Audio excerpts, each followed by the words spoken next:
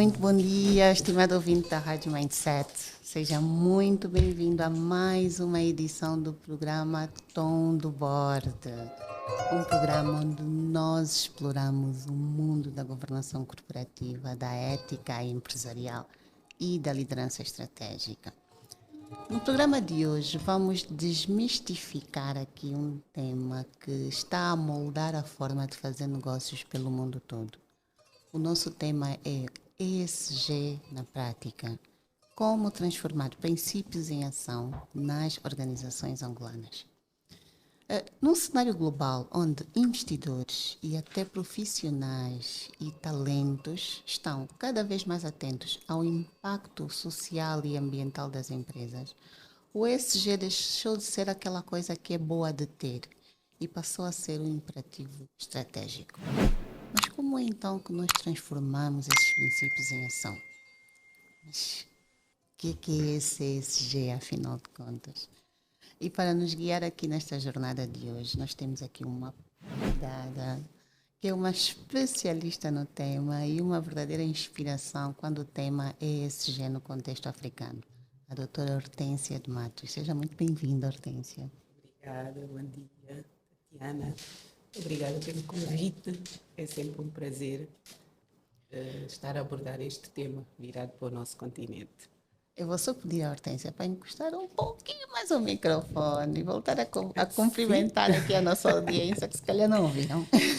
Obrigada, bom dia a todos, bom dia audiência. Obrigada, Tatiana, pelo convite. É sempre um prazer estar presente nos fóruns, nas temáticas que envolvem o desenvolvimento sustentável do nosso continente. Aqui o prazer é todo nosso. Hortência, muito obrigada por ter vindo. E deixa-me apresentar aqui. A Hortência é muito mais do que uma advogada. Ela é especializada em direito societário, fiscal, petróleo e gás. Mas, além disso tudo, é membro da Ordem de Advogados de Angola e acumula mais de 15 anos de experiência profissional no setor financeiro. É também uma força motriz por trás da adoção das práticas sustentáveis e éticas e atua como consultora de internacionalização de negócios entre a Europa e a África Austral e é reconhecida pelo seu profundo compromisso com a sustentabilidade e a governança. A Hortência é também membro ativo da Associação Internacional das Mulheres de Carreira Jurídica e da Associação Angolana de Corporate Governance e é fundadora e presidente da Women in ESG África, uma organização que promove práticas sustentáveis, promove o ESG, a literacia, consultoria gratuita a governos e instituições por todo o continente africano. E a sua liderança tem sido fundamental para inspirar aqui os governos, instituições e empresas a adotarem práticas mais responsáveis e transparentes. E hoje também no estúdio temos cá o Eduardo Samuel na técnica, temos aqui a nossa equipa de audiovisual e como eu peço sempre, acompanhem os nossos vídeos no canal do YouTube da Rádio Mindset. Temos lá muitas entrevistas passadas e a nossa equipa está aqui também a tentar colocar lá mais conteúdos. Então acompanhem, sigam, comentem, enviem as vossas sugestões que é para nós podermos melhorar.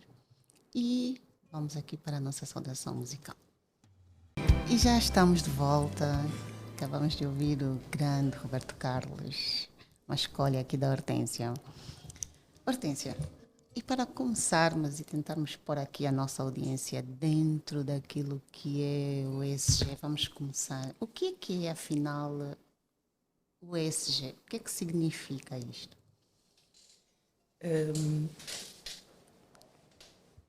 ESG, Tatiana, são critérios desenvolvidos para orientarem as empresas neste desenvolvimento e transição para o desenvolvimento, nesta transição para o desenvolvimento sustentável. Portanto, eles representam conjuntos de práticas que avaliam o desempenho de uma empresa a nível ambiental, social e de governança, para, no fundo, classificar a empresa como, portanto, credível, não é? A nível do alcance do desenvolvimento sustentável, do que se pretende, a nível da contribuição da própria empresa para o desenvolvimento sustentável da comunidade do país onde está inserido, que é diferente da sustentabilidade em si, não é? O ESG é mais virado para as empresas, organizações corporativas, critérios e práticas que devem adotar, e a sustentabilidade, no fundo, é depois um conceito mais abrangente, né? É não comprometer, é usando os recursos que nós temos disponíveis para esta geração, sem comprometer as gerações futuras. Ok, mas o que é que significa, então, na prática, integrar o ESG numa organização? Portanto, a empresa deve desenvolver os critérios que pretende integrar para atingir um melhor desempenho a nível internacional, a nível de relações com os stakeholders. Portanto, este tem 3 pilares: o social, o ambiental e de governança. A nível social, deve desenvolver políticas e integrar as próprias políticas de inclusão, políticas para com os colaboradores, não é? De melhor condições de trabalho, que promovem a sustentabilidade dos trabalhadores a nível interno.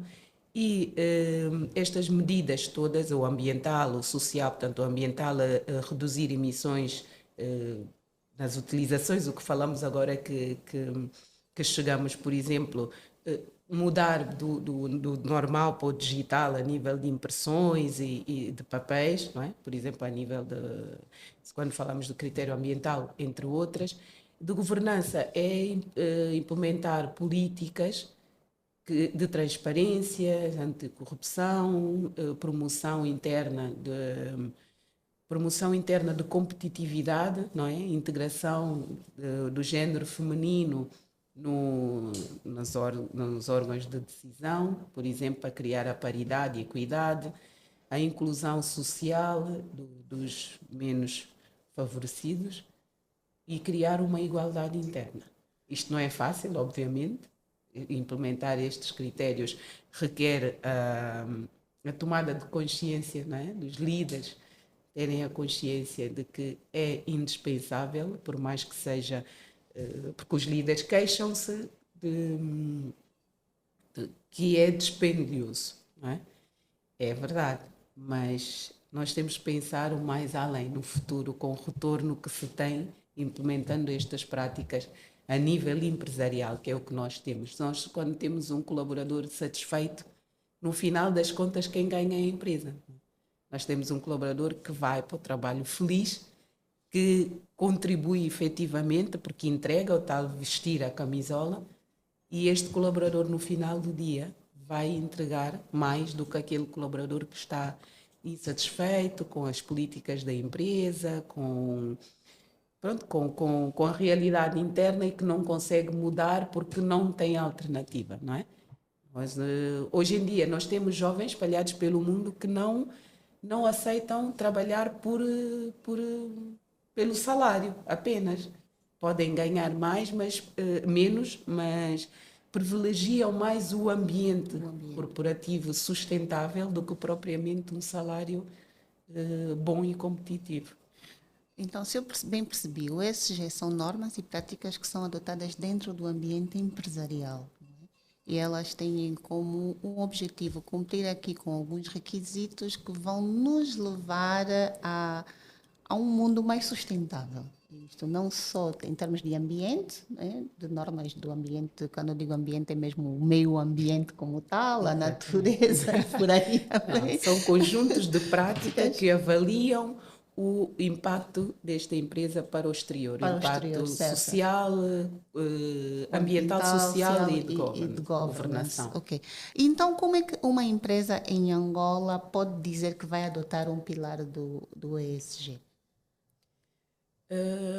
Isto hoje em dia já é obrigatório, não é? Ainda não temos uma lei que obrigue, temos a lei de base do ambiente, temos outras leis orientadoras que estão dispersas, mas hoje em dia é quase que uma imposição. Temos o exemplo do setor financeiro, por exemplo, temos os princípios orientadores emitidos pelo Banco Nacional de Angola que foi emitido em 2023, salvo erro, que o setor financeiro deve adotar e orientar-se para esses princípios na integração das suas práticas no relacionamento com os clientes stakeholders. O setor petrolífero também é um exemplo de integração das práticas do ESG, exatamente pelo modelo, né, do governo que é a nível internacional. O setor petrolífero atua a nível internacional, portanto,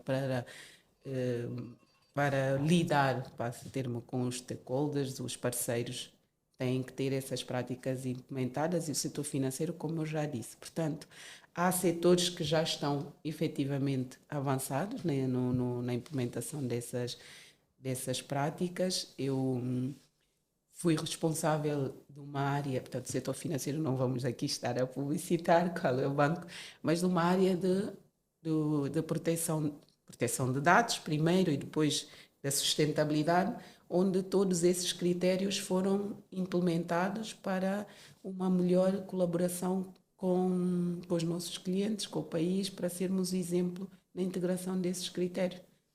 Políticas de proteção de dados dos colaboradores, dos clientes, por exemplo, fazem parte da governação, de uma boa governação, no ESG, da transparência.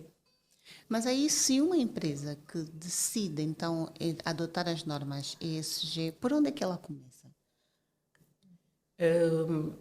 Por onde é que ela começa? Como não percebi bem a questão. Por exemplo, aqui diz que tem 3 pilares, certo? Vamos começar fazendo tudo, começamos por partes, escolhemos um pilar. Como é que uma empresa pode dizer que começou a adotar, então, os princípios ESG para dentro da sua estrutura? Primeiro é consultar o especialista na matéria, não é? Ok. Para saber, primeiro, definir os pilares que a empresa deve seguir, os critérios concretos, porque depois depende da área de atuação de cada uma das empresas. Os critérios que uma petrolífera deve implementar são diferentes dos critérios que um setor financeiro, indústria, mineira tem que implementar. Mas, no fundo, vai dar ao mesmo, né? No final do dia, vai dar ao mesmo. Portanto, deve ser uma empresa que está a começar do zero, deve consultar uma consultora, especialistas na matéria, criar uma área interna ou não, não é? Pode não criar uma área interna, mas ter um consultor, que existem consultores especializados para isto, para desenhar as políticas. Primeiro, definir, não é? Definir e integrar no seu próprio, nos seus objetivos internos, os seus pilares, e daí para frente implementar definir as áreas que quer abranger, quais são as mais urgentes, se é o social, se é a governança, se é ambiental, definir quais são as prioridades para as áreas. Por exemplo, um exemplo que eu posso dar, isto é público, nós temos o Pacto Global das Nações Unidas, que, além dos consultores, portanto, individuais, que as empresas podem consultar, também tem a adesão ao Pacto Global, que é o orientador, portanto, que é uma empresa do Banco Mundial, das Nações Unidas, digamos assim, para ajudar e apoiar as empresas nesta transição. Definir o que fazer, portanto, dão formações, dão capacitações também, e definir o que fazer, acompanhar o que tem que ser feito e depois mensurar o que foi feito de um ano para o outro e comunicar. Portanto, são estes os passos iniciais que as empresas têm que, depois da tomada de consciência, é procurar um consultor especialista na matéria para definir o seu plano do ESG. Mas depois, Hortência, como é que nós colocamos tudo isto na prática? Porque o que se vê muitas vezes é as empresas terem políticas bonitas, não é? Entramos para o website, encontramos ali umas frases inspiradoras e nós cumprimos isto e nós seguimos aquilo. Como é que na prática nós conseguimos transformar isto em ação? Tanto para o ESG quanto para todas as áreas da atuação a nível empresarial. É a formação. Tem que se formar pessoas. Não vale a pena termos políticas, contratarmos consultores os melhores que tiverem para desenhar o nosso modelo de negócio em relação ao ESG, o nosso modelo de integração de critérios, se nós depois não temos pessoas capacitadas para implementar esses critérios. O passo inicial é a tomada de consciência. Tomou consciência, o board, que isto é importante, definem-se as políticas e começa-se por formação. As pessoas têm que saber o que é o ESG. E, na prática, como funciona, o que é que nós temos que fazer. A área dos recursos humanos tem que ser formadas, não é? Que é a área que trata dos colaboradores internos, portanto, com as políticas de inclusão, com as políticas competitivas de acesso aos políticas de carreira, não é? Claras, políticas claras e definidas, que são definidas pelo board, mas executadas depois pela comissão executiva ou pela própria área em concreto, não é? Mas todas essas áreas, existem áreas prioritárias, mas é toda a organização que tem que ter uma formação, e a formação é constante. Uma das práticas que foi implementada por mim na organização onde saímos é logo que se liga ao computador, 1 minuto do ESG. É falar, é logo. Liga o computador e o bom dia é logo por aí. Não dá para fazer um escape nem Não nada. dá. Não dá. É como aquelas publicidades obrigatórias. Obrigatórias, certo. Tem que ouvir até ao fim. Aquilo vai repetindo todos os dias que já chega uma altura que fica já incutida. Sim. E depois formação constante. Quando aquilo fica integrado dentro de nós, depois passa a ser automático. O que é que nós devemos fazer para com o colega de lado, que isto não é só também critérios no papel, não é? São ações práticas diárias. Antes de sairmos, vou dar um exemplo básico: apagar todas as luzes, procurar imprimir menos os temas que nós temos para tratar, né? Por exemplo, na nossa organização já não se imprimia, tanto para as reuniões do board e tudo, é tudo digital, tudo online, já não se via o papel das impressoras praticamente. Isto é uma transformação que vem com o tempo, começou há uns anos. Hoje em dia as pessoas perderam a necessidade de ter o papel nas mãos, algumas pessoas, não é? E tem que se criar também facilidade para as pessoas não terem essa necessidade, o acesso rápido, abrir o computador e ter logo o documento e mandar logo por e-mail para outra pessoa, não é? A partilha sem ter que imprimir, encadernar e mandar entregar perde muito mais tempo. Pois com estas facilidades que se criam na transição, acaba por ficar incutido mais rápido a necessidade de melhoria e mudança de consciência. E no princípio falou um bocadinho sobre o papel da liderança. Qual é o papel então aqui do Conselho de Administração e dos líderes executivos neste processo? Há um ditado que diz: se o líder máximo do Conselho de Administração não tiver essa consciência, a empresa dificilmente vai conseguir integrar os critérios e entrar no processo da transição. Portanto, é a tomada de consciência do líder.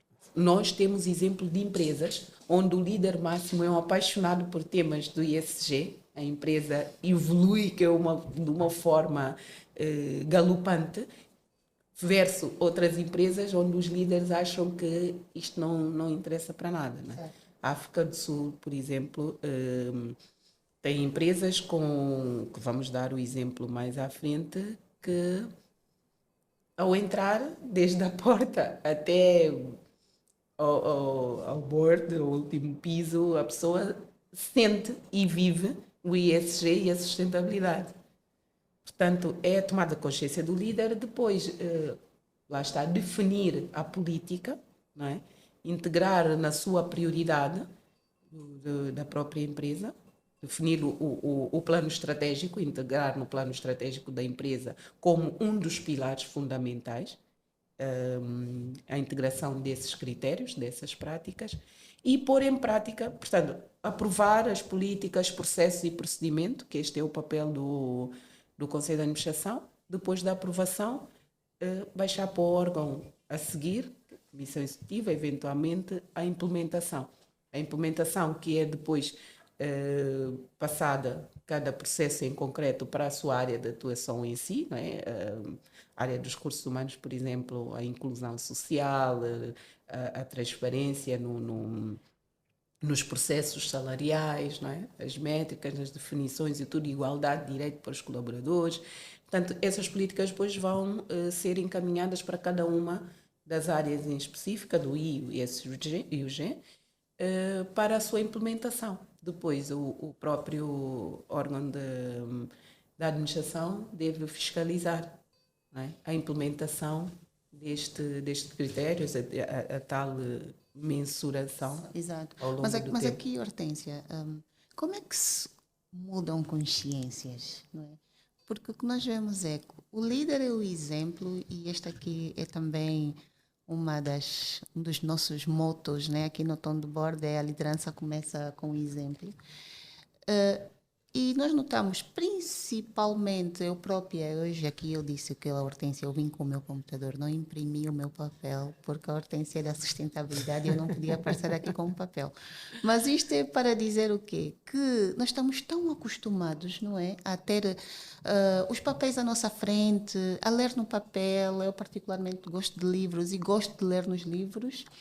E como é que nós mudamos essa consciência? Como é que nós colocamos um board inteiro que está habituado a receber aquelas pastas com todos os papéis e a ler, a fazer anotações, a ler num tablet, a ler num computador, a estar no digital e às vezes nem vemos tão bem assim e não gostamos de olhar para os ecrãs?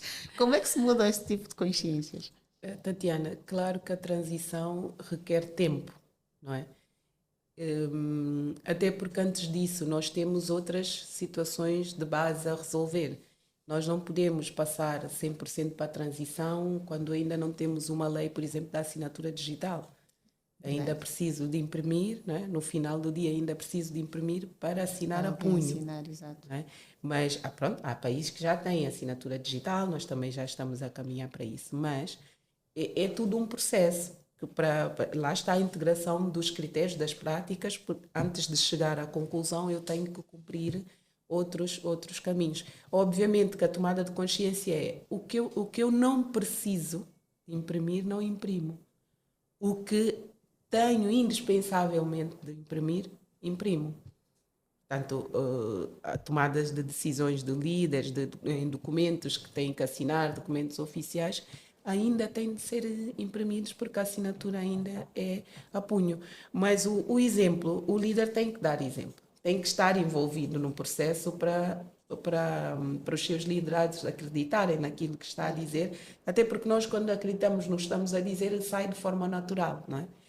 Eu dou um exemplo concreto, que eu tento sempre liderar pelo exemplo.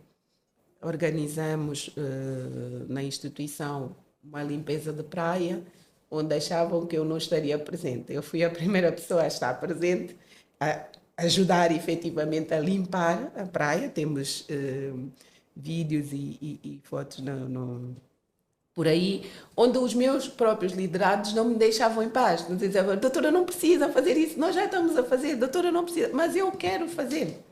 Não é? Eu quero fazer. Um dos meus hobbies é estar com o meu jardineiro em casa a plantar. Portanto, nós temos que mostrar que o que nós queremos passar, também acreditamos naquilo e gostamos naquilo. Eu lembro-me quando desenhei o processo quando começamos a falar no processo da literacia para a bancarização e tudo mais. Certo. Eu fui à praça. Fui lá fazer as compras mesmo e depois na hora de pagar eu disse, mas fiz de propósito, eu disse, mas mãe, eu não tenho dinheiro, como é que vai ser? Eu só quero pagar por transferência ou cartão.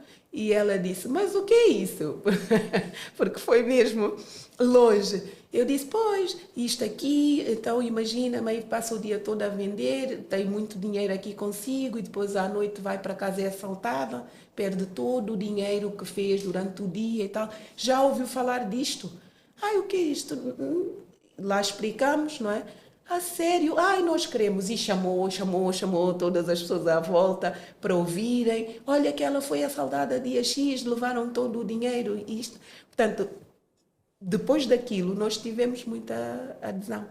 Muitas pessoas interessadas, né, a abrirem uma conta bancária, a aderirem ao processo da bancarização no setor informal.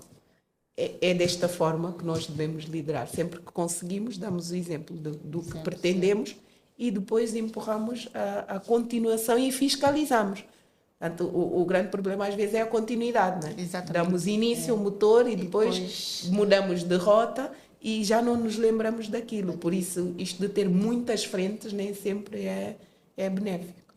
E como é que lidamos com a resistência? A resistência interna.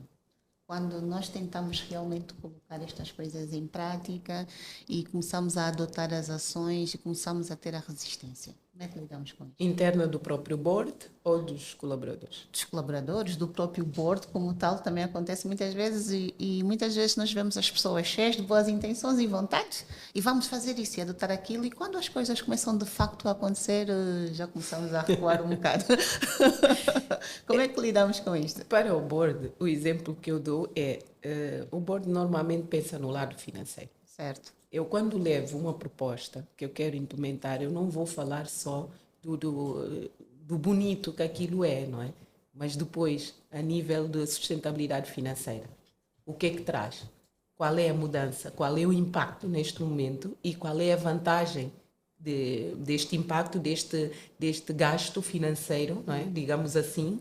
Qual é o seu impacto no futuro? Eu tenho que ser convincente no que eu quero. Não posso chegar apenas e dizer isto tem que ser feito porque está a ser feito pelos países todos. Não, eu tenho que ser concreta no que eu quero e tenho que focar no impacto financeiro. Para o board, eu tenho que focar no impacto financeiro. Neste momento estamos assim, vamos ter estas despesas para implementar estes critérios e vamos ter estes ganhos ao curto e longo prazo e definir curto, médio e longo prazo, quais são os ganhos que aquelas despesas vão trazer. Mas ganha-se mesmo com a adoção do ESG? Com certeza absoluta. Ganha-se. Aliás, isto vai ser obrigatório, portanto, ou começamos agora a interiorizar que não temos saída, vamos ganhar e temos que fazer agora as despesas neste momento, ou então o impacto negativo vai ser maior. Porque depois uma empresa também que não é transparente, não tem políticas transparentes de governação, anticorrupção, ética, e depois não consegue lidar com os seus stakeholders a nível internacional. Não é? A reputação não é mensurável a nível financeiro, mas... Sim, é verdade. Mas não ficamos aqui depois um bocadinho, ou corremos o risco de que tudo só é feito para parecer bem quando queremos aceder a um financiamento internacional ou queremos parecer bem para os nossos parceiros. Acabamos por criar aqui uma fachada quando na realidade por dentro não adotamos verdadeiramente os princípios. Por isso é que digo, a fiscalização e a formação para a mudança de consciência. A formação é indispensável. Indispensável. O conselho inicial para dar o passo é mesmo este 1 minuto do ESG. Todos os dias. Vai ser chato, mas criar ali... que fica ali imbuído, não é? Sim, os critérios, os conselhos, o que é que as empresas devem adotar ao nível do ESG mesmo. 1 minuto é mais do que suficiente para irmos interiorizando que aquilo é obrigatório. O nosso cérebro depois funciona por repetição, não é? Todos os dias estamos a ouvir a mesma coisa. Eu já venho de manhã para ligar o computador, já sei, aquilo é chato, vou ouvir. Mas depois vou ver exemplos práticos e concretos na rua, ou quando viajo, ou na televisão. Vou reconhecer, por reconhecimento. Isto é o que eu ouço todos os dias. Ok, então que tal não imprimir? Mostrar o exemplo de quantos mil litros de água que são gastos por cada folha de papel que eu imprimo, não é? E versus as pessoas que não têm água, não é? Que passam necessidades para encontrarem um copo de água diariamente. Ainda existe pelo mundo, infelizmente. Tem que se criar um impacto a nível cerebral para a pessoa perceber que esta impressão numa folha de papel ou a não impressão minha pode gerar milhões de copos de água para outras pessoas, não é? Mas às vezes nós temos a impressão de que o pouquinho que fazemos não faz diferença. É só uma folha, é só um copo, é só um saco. O pouquinho que cada um de nós. Lá está a tomada de consciência. Eu não devo pensar no grupo logo no início. Eu tenho que pensar em mim primeiro para depois formar um grupo, não é? O grupo é formado de várias pessoas e várias ações individuais. Individuais, certo? Não posso ter uma única ação do grupo se não houver uma ação individual de cada um dos elementos do grupo. É a tomada de consciência, é a formação. Tudo vai dar a isto. Mas depois falou que é importante também existir aqui um acompanhamento, certo? E também nós medirmos. Como é que depois vamos aqui, que indicadores ou que métricas podem ser usadas para medir o impacto ou medir que realmente estamos a cumprir com o que nos propusemos fazer? Portanto, isto faz parte da definição dos critérios. Nós temos que definir que indicadores e métricas que nós vamos usar para cada um dos critérios do ISG, porque senão, no final das contas, nós não sabemos, né? O que é que nós estamos a fazer, o que estamos a melhorar, se estamos a ter retorno ou não. O que eu disse há pouco em relação a convencer o board que vale a pena, eu tenho que ter umas métricas mensuráveis, porque daí a um ano eu tenho que voltar, ou menos tempo, depende do prazo que eu... mais um ano, sensivelmente, porque menos do que isso é muito pouco, tenho que voltar para dar um ponto de situação de onde comecei, para onde estamos e o que é que evoluiu. Essas métricas, por exemplo, a nível do ambiental, temos imagina, um programa de gestão de resíduos. O próprio programa já vem com métricas e indicadores que depois de X tempo vai medir a impressora, né? Que não trabalhou aquelas horas todas que foram propostas, né? Trabalhar, não se imprimiu, poupou-se não sei quantos mil ou milhões de papéis num ano, né? E essas poupanças, quais foram os benefícios que trouxeram para a empresa, não é? Reduziu o nível de poluição, não é? Essas são as métricas que já estão normalmente integradas no próprio, nas próprias, a nível da medição, por exemplo, que eu disse dos resíduos, já tem lá integrado o próprio sistema de medição. No final das contas, Mas eu aqui, sei o que poupei e o que ok, gastei. percebi. Mas agora, Hortência, se calhar vou fazer uma pergunta que já fiz, mas isto acontece muito comigo, que é só para tentar perceber.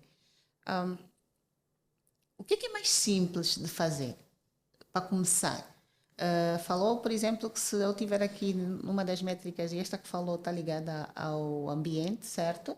E eu vou lá ver do que eu adotei, quanto é que eu reduzi em termos de poluição, quanto é que eu deixei de imprimir e tudo isto. Mas se calhar pode ser das coisas mais caras de fazer, posso estar errada, não sei, é só a minha percepção. O que é mais simples? Digamos que eu sou uma pequena empresa, uma média empresa, estou aqui a ouvir o programa hoje, gostei muito do que a Hortência está a dizer e decido começar. Vou lá pesquisar um bocadinho sobre o assunto. Onde é que é mais barato começar? Né? Se calhar colocar assim desta forma, que vai ter menos impacto financeiro inicial e se calhar posso ter alguns resultados que eu posso depois dizer, olha, eu já sigo estas práticas. O mais simples vai definir a própria empresa, né? A dimensão da empresa, porque há empresas que não têm como implementar critérios ambientais, ou Certo. têm, mas são reduzidas, portanto, não têm edifícios onde praticam as suas práticas e tudo mais. O mais simples, o certo, que qualquer empresa pode implementar sempre é o social. Social. Os seus colaboradores, portanto, todas as empresas têm um colaborador, por mais que seja uma microempresa de 5 colaboradores para cima, tem um colaborador. É implementar os critérios de competitividade interna, o critério da paridade, igualdade nos salários, condições de trabalho para os colaboradores, não é? Portanto, eu posso começar por aí, posso começar por pegar a minha política interna e verificar qual é o salário dos colaboradores da minha empresa. Posso avaliar quais são os meus ganhos como empresa e decidir, por exemplo, aumentar o salário de todos os colaboradores. Todos. Né? O mínimo que seja todos, para não criar desequilíbrio. Depois certo. que aumentaram uns e não. Em vez de aumentar 10 ao X grupo e depois 20 ou outros grupos, aumento 2, 3, por mais pequeno que seja, já é um aumento, mas a todos, não é? E esta mudança é fácil, digamos assim. Requer o custo financeiro, sim, já falamos sobre isso, mas até para nascer dói.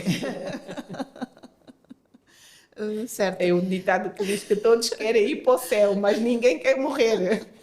Aí Mas, os para o céu têm que mas, se morrer. e agora, assumindo que eu cumpra com critérios que estão ligados ao social, por exemplo, eu posso dizer que a minha empresa é ESG, só cumprindo um pilar? Não pode, Não porque pode. tem os 3 pilares que têm que ser cumpridos. E a minha empresa, os meus desafios a níveis dos 3 pilares não hão de ser desafios de todas as outras empresas, não é? Certo. Porque a dimensão das empresas são diferentes em si. Mas não é isso que define que uma empresa grande tem mais possibilidade de ser considerada o ISG do que eu. É difícil uma empresa ser considerada 100% ISG, porque são critérios evolutivos e constantes, não acabam no tempo. Agora, uma empresa ser reconhecida como comprometida com o ISG, isto sim é alcançável. E a nossa conversa está boa. Eu até já tinha uma pergunta aqui para a Hortência para perguntar. Como é que uma empresa vai dizer que, ok, agora eu escolhi este e são válidos, mas vamos deixar para o intervalo e já voltamos. E já cá estamos de volta. Tivemos aqui o nosso intervalo com uma música muito boa. E vamos retomar. Eu gostaria de lembrar aqui a todos os nossos ouvintes que podem participar, podem enviar as vossas questões. Nós temos o nosso contacto no WhatsApp, que é o 931 992 715. 931 992 715. Se tiverem questões, dúvidas, aproveitem que está cá uma especialista em ESG e podem enviar as vossas questões para nós. Bom, agora retomando aqui a nossa conversa, e eu antes do intervalo ia perguntando então à Hortência, como é que dentro de cada pilar nós escolhemos quais são as melhores ações para a nossa empresa? Portanto, Tatiana, não é propriamente uma escolha que nós decidimos o que fazer. Nós temos que consultar, contratar um consultor para, em conjunto, definirmos o nosso plano de transição, no fundo. O plano de transição estamos aqui hoje, queremos atingir estes critérios ou almejamos desenvolver estas tarefas no futuro. Reduzir emissões, desenhar o plano de carreira interna dos colaboradores. Portanto, em conjunto define-se este plano de transição interna da empresa. Esse plano de transição pode privilegiar mais o social, que é mais a nossa realidade em África, não é? Nossa carência maior. Porque a nível ambiental, ok, é verdade, nós temos que nos adaptar, temos estado a ver as alterações climáticas pelo mundo todo, mas a África ainda tem 0,2% das emissões a nível mundial, não é? Portanto, vamos dizer que não é a nossa urgência, não prioridade, mas não é a nossa urgência neste momento. A nossa urgência neste momento é cuidar dos nossos, dentro de uma empresa, é cuidar dos nossos colaboradores. Nós temos empresas que têm creches internas, por exemplo, tudo bem que há mães e há outras correntes que não concordam, porque dizem que quando existe uma creche interna, a mãe praticamente não vai para casa. Eu cresci numa creche interna. A minha mãe foi bancária e tinha creche interna no banco. Portanto, aquilo é verdade. Entrava de manhã também e saía no final do dia com ela. Mas é uma opção, não é? Não pode ser obrigatório, por exemplo. Só põe quem quer. Dá jeito a algumas, as outras não dá, portanto é liberdade. Mas ter, por exemplo, facilitar a vida do colaborador, para não ter que ter uma resistência, força todos os dias, não é? Uma dificuldade para ir à procura do seu sustento. Eu ainda ontem via uma reportagem da SIC que falava de algumas empresas em Portugal que criaram um departamento chamado da felicidade. E tem ali uma série de coisas que foram adotando e implementando para garantir o que eles chamam de salário emocional. Ora Mas bem, isso é um outro tema, não é é? verdade. É verdade que, no fundo, vai ser mais importante do que o próprio... mais importante não, a longo prazo pode ser mais impactante, Sim. não é? Ter os gabinetes de psicologia, não é? Ou uma área que apoia, porque nós temos... o mundo tem evoluído muito com este tema, tem negativamente com Sim. este tema do burnout, não é? Que é uma depressão causada por stress laboral. Isto existe, não é brincadeira. Portanto, nós cuidarmos desta parte é um passo Sim. inicial para a integração dos critérios. Mas agora aqui, Hortência, eu já perguntei quais são as barreiras, mas Angola especificamente, que barreiras culturais? Existem barreiras culturais? Obviamente, Angola, África Sim. e também os outros países, não é, que estão mais adiantados, mas quando começaram, existem sempre barreiras culturais. Sempre que há uma mudança, existe sempre a resistência do ser humano. Isto é uma Exato, característica do ser humano. exato. O ser humano é resistente à mudança, mesmo que seja para melhor. Portanto, é o desconhecido, é mudar para o desconhecido.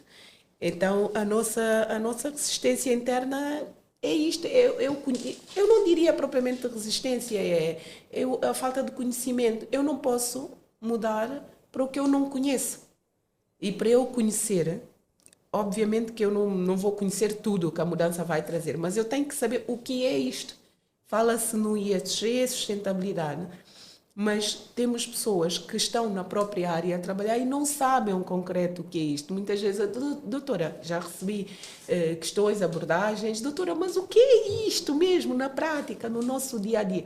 Isso é que as pessoas precisam de perceber. Nós temos que ter uma linguagem própria e adaptada aos nossos e uma linguagem de exemplo concreto do que é sustentabilidade para nós, como é o que eu acabei de dizer a nível de interno, para onde começar a melhoria do salário dos colaboradores, concretamente. Há ações, pequenas ações concretas, não é, que nós podemos adotar para concretizar esses critérios. As barreiras são sempre as mesmas, é o conhecimento e a tomada de consciência. Nós tomamos a decisão que vamos adotar um plano de transição, nós temos que formar as pessoas, nós temos que dizer às pessoas o que é que nós vamos fazer e o que é aquilo. Exato. E no princípio falou um bocadinho sobre a legislação e disse que existem setores um bocadinho mais avançados nisto, que é o setor petrolífero e o setor financeiro. Além destes setores, existem outros setores em Angola que estejam a ganhar terreno em termos de adoção de normas desses? Sim. O setor da mineração, não é? Mineiro, diamantífero, também exatamente pela relação externa com stakeholders internacionais. Exato. Portanto, são setores que estão muito, muito avançados nisto. Nós temos o exemplo da Biocom, que é uma empresa de excelência a nível de sustentabilidade interna aqui no nosso país. Portanto, temos alguns setores que isto da sustentabilidade não é de hoje, não é?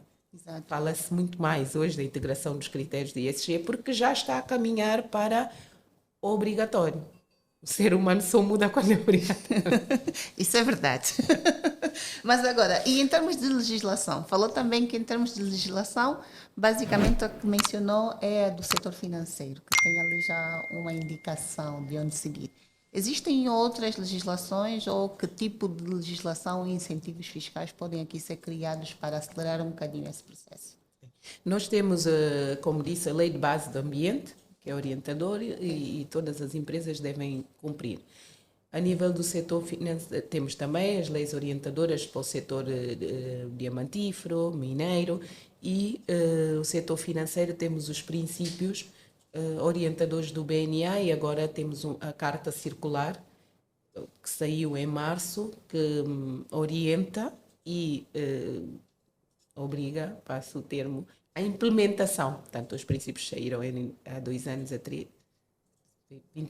2 anos. Certo. E 2 anos depois. Portanto, isto está a caminhar muito bem. Nós não podemos chegar logo com uma força musculada e legislar antes das pessoas saberem como cumprir com aquela legislação, porque depois temos muitas legislações desconhecidas, perdidas no tempo. Nós temos, por exemplo, a Lei 11/2011, Lei 17/2011, de Lei de Proteção de Dados, que quando se fala em proteção de dados as pessoas não têm noção do que é aquilo, mas a lei existe desde 2011, caiu no esquecimento. Tem que se fazer por exemplo, numa das palestras tivemos uma intervenção que dizia que não é possível, tem que se legislar à força, as empresas têm que cumprir à força a lei da transição e descarbonização, por exemplo, porque se nós formos fazendo levantamentos e saber se é possível ou não, nunca mais. Então, o que é mais produtivo no final do dia? É nós irmos emitindo regulamentos, princípios orientadores, formações para a pessoa saber, para as pessoas, para o cidadão saber para onde é que nós estamos a caminhar. Portanto, isto é um processo de transição.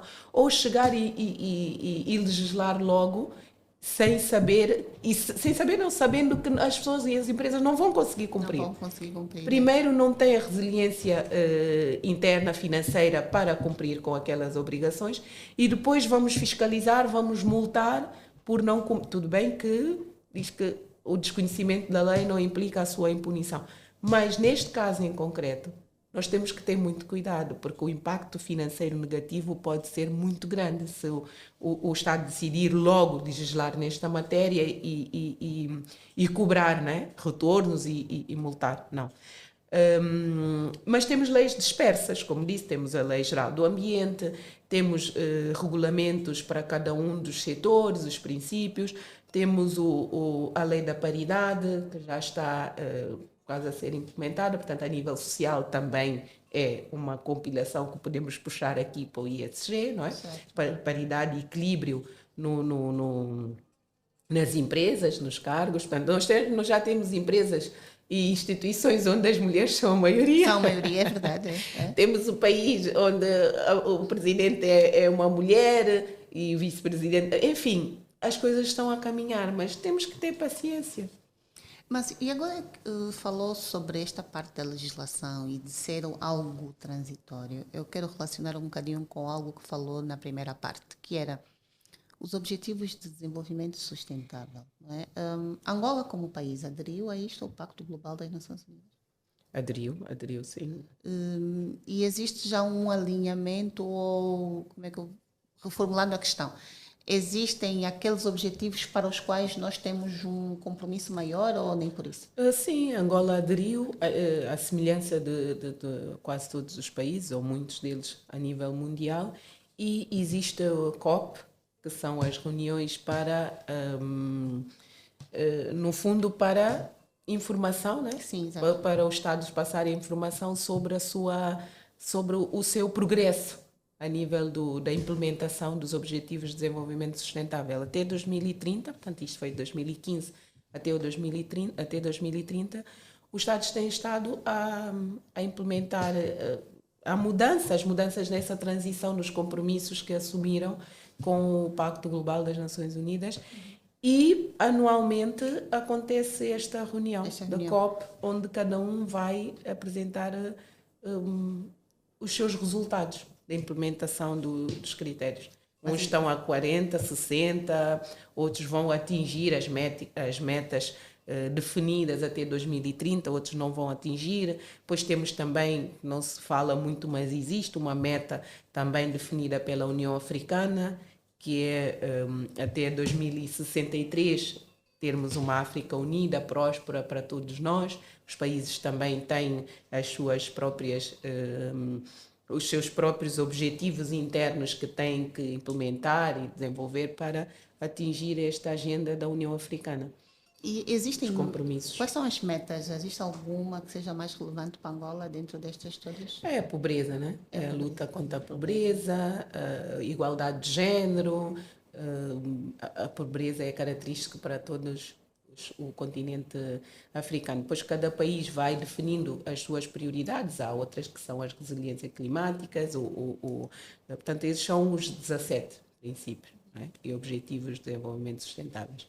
Em princípio assume-se todos, mas dentro deles cada país tem a sua prioridade. Para nós são essas, o trabalho digno radicalização da pobreza, igualdade de género, saúde e água para todos. Exato, exato. E em termos de empresas, falou também que empresas que têm tentado aderir ao Pacto Global ou que podem ir, então, consultar vou dizer o quê? O escritório aqui em Angola, não sei. Não, depende, portanto, do volume da empresa, porque Certo. tem uma taxa, acho que, não sei, agora não quero. É X% do valor do lucro anual da empresa, né? Que se paga uma taxa para a adesão Adesão ao do Pacto. Pacto Global. Ok. Dependendo do volume da empresa, pode aderir ou pode contratar o consultor independente para ajudar nesta transição. Ok. E o consultor, então, vem a ajudar daquilo que são os princípios, políticas e ações que podem implementar dentro da empresa. Sim, eu posso ajudar. É verdade, a Hortência Eu pode sou ajudar, parceira sim, também do senhora. Pacto Global das Nações Unidas, sou a divulgadora das boas práticas Certo. nessa matéria, portanto. Mas agora, Hortência, essa pergunta se calhar até já respondemos, mas eu vou fazer de novo e é algo que eu também perguntei a uma convidada que tivemos aqui há algum tempo atrás que falou sobre a sustentabilidade ambiental. Eh, Estes regulamentos não estão a atrasar o desenvolvimento de África? Em que medida, Tatiana? Principalmente na parte do impacto ambiental. Falou, por exemplo, sobre as normas de descarbonização, mas se nós adotarmos aqui muitas normas de descarbonização, vamos acabar por, vou dizer, mutilar uma indústria que também não é tão existente assim, porque a indústria por si só acaba por poluir bastante. Pronto, lá está, definir as prioridades. Uma das minhas, aliás, a minha resposta a esta questão foi que é importante, tudo é urgente, mas nós temos que definir a prioridade. Nós não podemos resolver todas as urgências ao mesmo Ao tempo. mesmo tempo, certo? Dentro da urgência, nós temos que ver qual é a prioridade. E a nossa prioridade é o social, neste momento. Mas quando nós definimos um ponto como prioridade, nós não podemos esquecer por completo todos os outros, não é? Podemos não estar a implementar com a mesma velocidade, mas temos que trabalhar, porque tudo é urgente. Mas dentro da urgência temos a nossa prioridade definida. Nós, por exemplo, este processo de transição para este tema em concreto que falou, pode-se usar o híbrido, não é? Nós temos o exemplo do Quênia, que neste momento utiliza 75% de energia eólica. E até 2030, a meta deles, a ambição deles é 100% energias renováveis. Portanto, o que nós mais temos de abundância é isto, né? É o sol, Exato. é o que a natureza já nos deu. Portanto, é usar estas fontes de transformação em paralelo, ao tradicional que nós temos. O que aconteceu, por exemplo, agora com o apagão geral em Sim, Portugal, sim, na exato. Europa. Tem que se ter cuidado com esta transição também. Não é? Nós temos que ter o backup, que quando não funciona o elétrico, por exemplo, voltamos para a combustão. Podemos desligar por completo a combustão, mas fazer a tal manutenção para que quando for necessário funcionar, vamos lá recorrer à fonte a tradicional. Nós temos vários países que estão na lista de países com transição energética, com uso de energias limpas, digamos assim, a nível da eletricidade, mas compram de outros países que usam a combustão, que usam energias tradicionais. Ok, Compram e utilizam como sendo limpas nos seus essa países. Aqui no que nós falávamos não basta usar, não pode comprar também também, exato. de fontes chamadas sujas. Né? Mas era isto que eu depois ia lhe perguntar. Em termos de exemplo e liderança, tanto para empresas como de países, por onde é que, por exemplo, nós vamos começar e para onde é que nós podemos olhar e dizer, olha, aquela ali é um bom exemplo de adoção, é um bom exemplo de implementação de normas e de práticas? Nós temos alguns países mesmo em África, por exemplo, que já têm a lei do clima, já estão numa fase muito avançada a nível de transição. Tem, por exemplo, falando de estados, os governos usam toda a frota do governo é elétrica. Não é para o país todo, mas de pequenos setores. Exato. Usar a frota elétrica, não obstante que exista o normal, o híbrido, ou mesmo a combustão normal, mas são essas práticas que nós temos que começar a adotar em pequenas escalas. A nível empresarial, por exemplo, na instituição, no banco onde implementamos esses critérios de transição, foi, por exemplo, a frota dos motoristas. Os motoristas que dão apoio, não é? Que dão apoio ao Conselho de Administração ou a própria instituição em si, a frota ser elétrica, 100% elétrica. Portanto, a transição começou por aí. E daí depois passa para a frota toda da empresa e assim sucessivamente. Mas, obviamente, que nós temos depois outros desafios. Nós depois temos que saber... imagina que nós decidimos passar a frota dos motoristas, não é? Das viaturas internas que dão apoio, pode-se passar para elétrica a 100%, porque nós temos sítios de recarregar baterias dentro da própria instituição. Mas eu vou passar a viatura de um colaborador para 100% elétrica, né?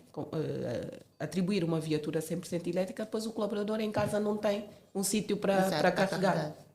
Nós temos que analisar caso a caso, sempre. Não é? E a transição tem que ser sempre de menor escala para maior escala. Por isso é que existem metas alargadas com 10, 15, 20 anos para se implementar os critérios que se pretendem. Sim. E que estratégias mais é que existem que nós podemos usar e aqui adaptar, por exemplo, modelos internacionais para o nosso país? Falou agora desta estratégia paulatina de adoção de viaturas elétricas. Que outros exemplos nós podemos dizer, olha, lá fora está a fazer assim, mas aqui nós podemos paulatinamente começar a fazer desta forma? A adoção, por exemplo, de políticas de redução ou eliminação de sacos de plásticos. Tive num país da África agora, que é o Ruanda, onde não entram sacos de plástico. Na Suíça já há muito tempo que não entram sacos de plástico. Nem entram, nem usam no país. E Ruanda é igual. Não utilizam sacos de plásticos. Garrafas de plásticos não é? Tudo reciclável. São medidas pequenas que nós podemos começar a adotar para esta transição, por exemplo. Eu lembro de em tempos ter entrado num supermercado e eles tinham lá uma mensagem que no dia X especificamente não dariam sacos plásticos, mas era só naquele dia. Será que esta é uma medida que nós estamos tão habituados a ter sacos à nossa disposição? Era uma medida que pudéssemos adotar globalmente em Angola também? Sim, isto não foi em Angola, não é? Não, foi em Angola e foi o ano supermercado. Passado, foi o supermercado, e posso dizer porque o nome. Porque pode dar confusão. Não, mas foi só mesmo um dia, foi só um único dia que eles disseram que não haveriam de dar os sacos. Uma das políticas de transição, né, as medidas que nós podemos usar é passar a cobrar, por exemplo. A Europa, os países que ainda usam, cobram. E o preço vai subindo cada vez mais. Quando se cobra, o que é que aquilo... o impacto é logo financeiro, sempre. Sim. Eu não vou gastar tanto dinheiro nos sacos, então vou usar um saco para muitas coisas. Ou então tem aqueles sacos recicláveis que eu compro, levo para casa e quando vou para as compras levo o meu saco. Não é? São essas pequenas medidas, pequenas mudanças que vão levando à transformação. É começar por algum lado. Começar por cobrar. Primeiro vai doer, vai ser uma confusão, mas depois não vai haver outra alternativa. E começar a reduzir desta forma. Mas aqui há uma vertente do ESG E esta pergunta aqui também estou a chutar um bocadinho, porque eu sei que eventualmente pode não ser a especialidade da Hortência, mas é só para perceber um bocadinho algumas dificuldades. Eu trabalhei muito tempo no setor financeiro e um dos maiores impactos em termos de adoção das medidas ESG é em termos de cálculos financeiros que têm que ser feitos à volta disso. Porque parece muito bonito em termos de práticas e medidas e de facto é porque estamos a garantir aqui a sustentabilidade do mundo como um todo. Mas depois, em termos de trabalho, de relatórios, de reportes que têm que ser feitos à volta disso para justificar o que realmente se faz, Hortência, isso tudo justifica todo o trabalho à volta da adoção. Eu confesso que essa era uma das minhas dores de cabeça na altura. Se for ver de hoje para amanhã, deste ano para o outro, pode achar que não justifica. Mas aí nós estamos a contribuir para a sustentabilidade das gerações futuras, não é? Que não é nada mais do que utilizarmos da forma racional o que nós temos à nossa disposição hoje, mas sem comprometer a capacidade das gerações futuras. Quando nós não estivermos mais aqui, nós temos que ter esse compromisso de que eles têm que ter também a capacidade de utilizarem estes mesmos recursos que nós estamos a utilizar hoje. Portanto, isto é tomada de consciência, ponto, no início, na empatia, para com o que nós nem conhecemos ainda, mas sabemos que os nossos netos, bisnetos, vão viver depois neste mundo, e nós temos que contribuir para isso desde já, com a tomada de consciência. É caro? É verdade. Definir os critérios, pagar consultores para definir os critérios que têm que ser implementados, mudar tudo, o ar-condicionado, por exemplo, não é? Do normal para o central. No início, o impacto financeiro é muito grande, mas ao longo do tempo, nós vamos perceber que, por exemplo, como é que se chama aquilo? Nem sei o nome técnico, mas da energia que acende e apaga automaticamente. Aquilo no início para instalar deve ser caríssimo. Certo. Mas ao longo do tempo... São sensores, não é? Os sensores. Sim. Ao longo do tempo, qual é o ganho que nós vamos ter? A poupança de energia, não é? Sim. Qual é o ganho que nós vamos ter? Porque a pessoa já não tem que se lembrar de acender ou apagar e as descargas automáticas. As pessoas já não têm que se lembrar de que tenho que fazer, não tenho que fazer e deixa a energia ligada 24 horas. O gasto daquilo, isto acontece muito nas instituições, as pessoas deixarem a energia ligada, não é? As lâmpadas e tudo mais, até o dia seguinte. O impacto é grande. No início vai custar instalar sensores, porque existe uma mudança e existe um investimento grande, mas que ao longo do tempo nós vamos ter o retorno. E o retorno também não é só financeiro, é reputacional, que depois acaba por culminar de outra forma em retorno financeiro. Não é? Uma empresa ter reputação como transparente, a nível de governação, a nível de implementação das práticas do desenvolvimento sustentável, traz muito mais clientes, confiança, muito mais stakeholders que queiram trabalhar com aquela empresa, parceiros, fornecedores. No princípio, a Hortência disse que existem, precisamente fora, acho que digo de África como um todo, países onde os jovens já se preocupam se vão trabalhar para que tipo de empresa, se esta empresa tem uma consciência ambiental ou não. E às vezes até aceitam menos pagamento, não é só porque estão a trabalhar para uma empresa que tem determinados princípios. Acha que esta é uma tendência que vai se espalhar para o nosso continente também? Sem dúvida. O nosso continente, daqui a uns anos, vai ser o continente com o maior número de jovens a nível mundial. Não é? Portanto, e depois existe a globalização, não é? Dos nossos jovens de outras partes do globo e esta mudança de consciência que nós próprios estamos a ter. Nós já temos uma geração de digital, de inovações, não é? A geração de 2000 para agora. Daqui para frente não há retorno, nós vamos ficar vamos ficar para trás, certo? Vamos ficar para trás porque a nova geração, não é? já vem com isto incutido mesmo. Nós temos jovens a saírem da universidade que já não querem um emprego para sempre. Exato. Que já não pensam que não, eu estou aqui, vou trabalhar para a minha reforma, o meu emprego é para sempre. Não. Querem trabalhar, querem viver a vida, querem fazer férias e viverem, não pensarem na reforma, poupança. A pessoa trabalha a vida inteira, poupa a vida inteira para depois usar o dinheiro para a saúde. Não viaja, não utiliza o dinheiro consigo mesmo, porque eu vou guardar para os meus filhos. É o que eu digo, o maior bem que eu tenho para dar aos meus filhos é a formação. Depois tenho que ir à luta. E os meus pais não me deixaram casas e dinheiros e bens, não. Deixaram-me formação. É o que eu vou deixar para os meus filhos. E também têm que ser resilientes e irem atrás das suas próprias sustentabilidades futuras, não é? Mas agora vamos para o outro lado da questão, Hortência. Como é que alguém se torna então especialista em ESG? É a formação. Vamos voltar para aquilo. Onde é que vai procurar formação? Eu fiz uma formação interna e também externa. Existem universidades, existem polos próprios técnicos que dão formação em ESG, existem mestrados em ESG. Portanto, o que não falta hoje em dia é como se tornar especialista na matéria. É só pesquisar, existem vários módulos, existem cursos técnicos próprios, existem pós-graduações, existem mestrados. Portanto, eu fiz um mestrado e vários outros cursos disponibilizados pelo setor onde eu trabalho, portanto, a nível internacional, as formações. Portanto, o é mais fácil hoje em dia é procurar a formação na matéria.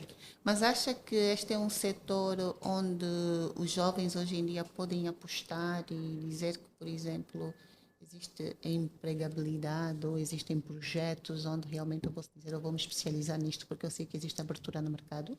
Sim, com certeza. E isto é a evolução, não é? O mundo caminha para aí. Outros países no mundo já estão há muito tempo e nós estamos a caminhar para aí. Nós vamos ter... existem universidades no mundo, há países que já têm e há outros que estão a desenvolver mesmo a licenciatura em ESG, sustentabilidade de ESG. Licenciaturas. Portanto, é um novo mundo, novo paradigma. E em termos de formação de base, a Hortência é advogada e eu, por acaso, tive contacto com algumas outras pessoas que trabalham na área e também são advogados. E eu pergunto, será que temos todos que ser juristas para podermos trabalhar no ESG? Muito pelo contrário, até existe uma corrente que diz que para trabalhar no ESG tem que ser ambientalista. Tem que ser engenheiros ambientais, que neste momento é a força motriz disto, porque as pessoas ainda estão focadas no ambiente. Mas o ESG não é só o ambiente, tem a parte social e tem o de governance, que é a legislação, e mesmo o ambiente engloba a legislação. Portanto, para compor um departamento, uma direção de ESG, um dos profissionais que é exigido é engenheiro ambiental, jurista, exatamente por esse lado, né? Eu costumo dizer, sou advogada, é verdade, mas só existem 2 cursos no mundo, que é os juristas e os não juristas.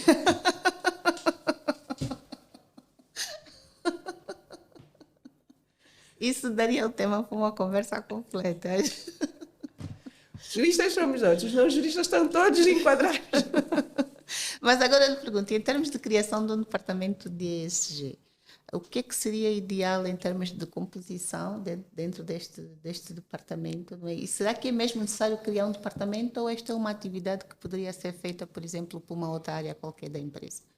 Depende, lá está, tudo depende do volume do negócio da empresa, do próprio tamanho da empresa.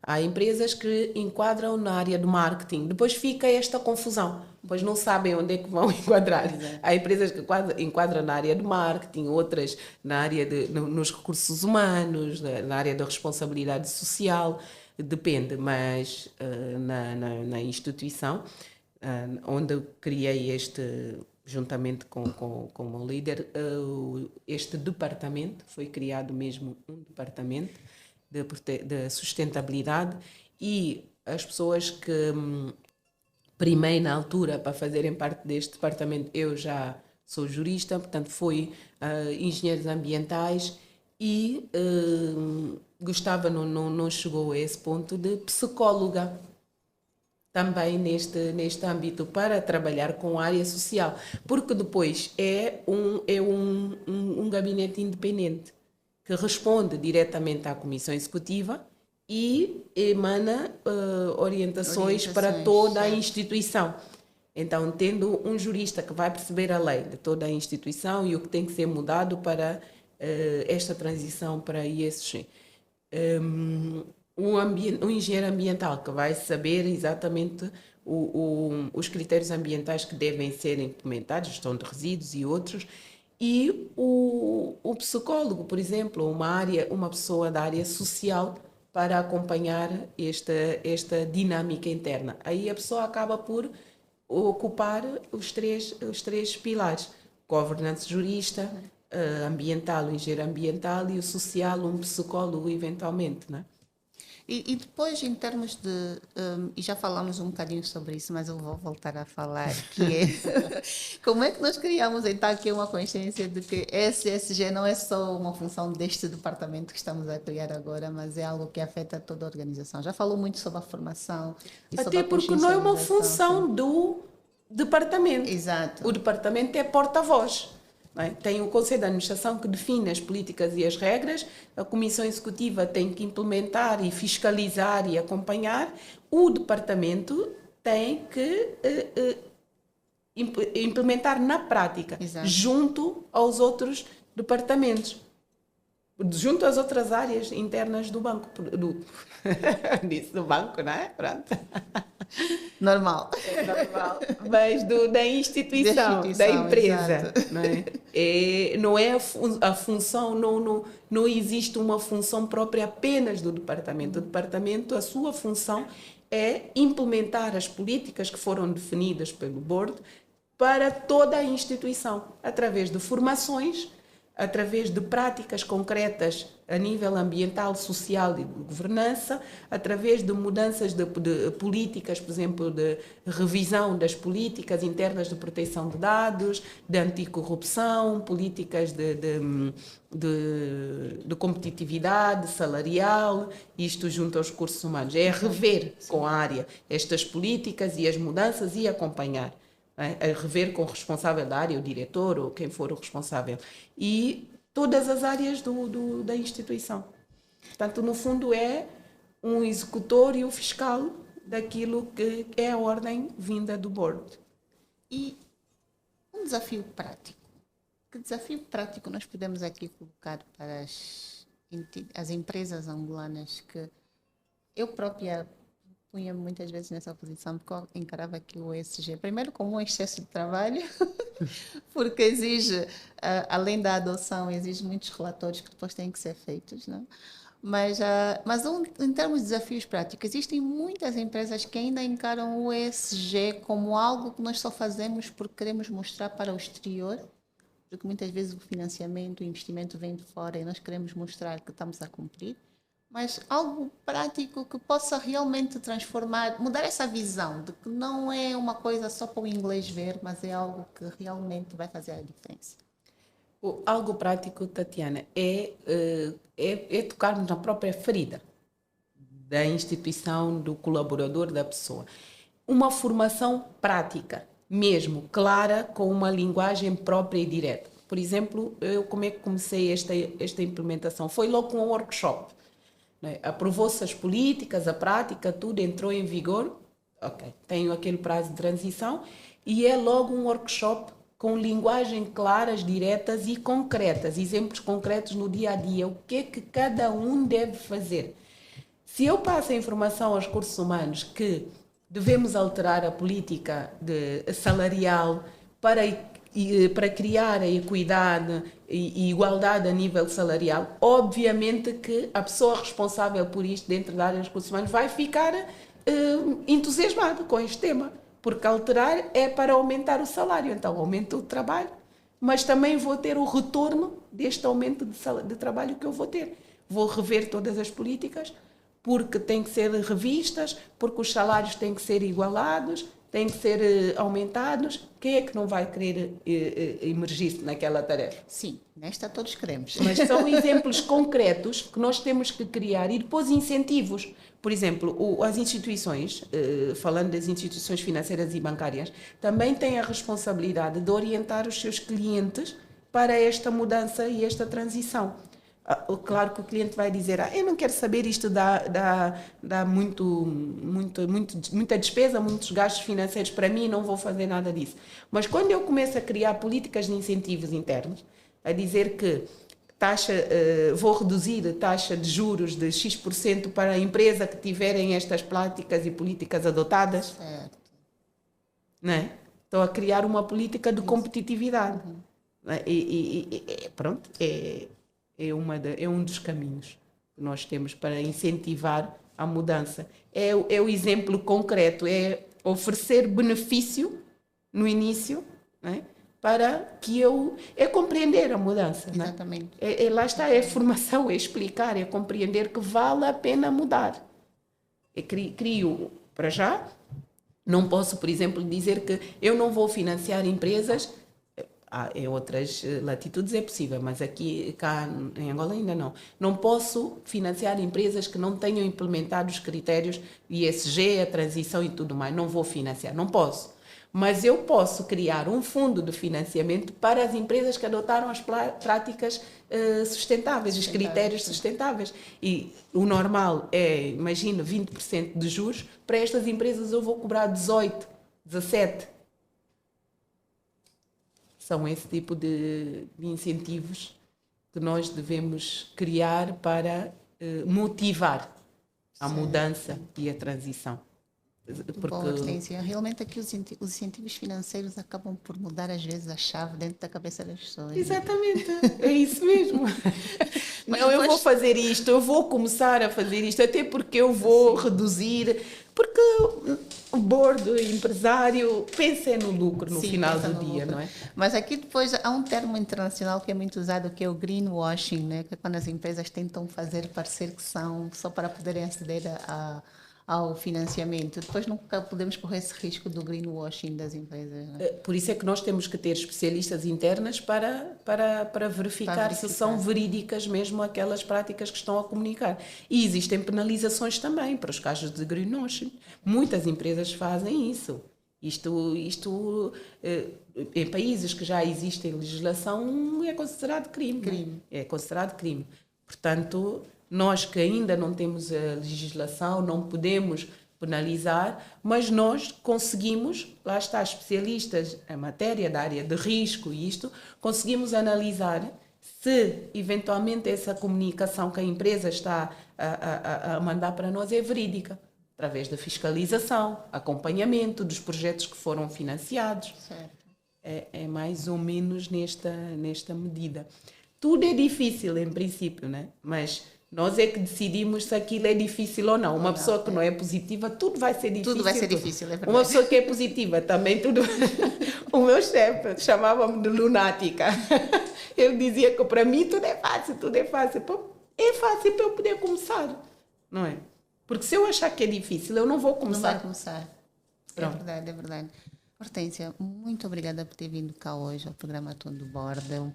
Foi um prazer enorme aqui. E eu própria, que era muito cética sobre esses temas, já vou mudando também a minha mentalidade, virando a minha chave. Tivemos aqui uma outra convidada que falou sobre isto e já me deu aqui uma abertura. E agora com a Hortência eu também vou começar a ser sustentável. Muito bem, é o futuro.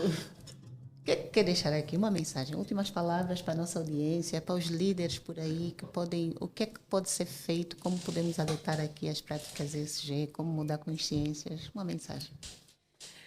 Normalmente eu tento deixar a mensagem tocando o coração das pessoas. Os líderes normalmente também dizem que não têm coração. Mas tem, sim, senhora. É pensar que todas as decisões que eu estou a tomar para a mudança atual vai refletir no futuro dos meus netos, bisnetos, vão ter um mundo melhor, um mundo mais sustentável e eu posso contribuir para esta mudança. Muito obrigada, Hortência. Obrigada mesmo por ter vindo cá. E vamos todos aqui. Também aqui na Rádio Mindset vamos começar a ser sustentáveis.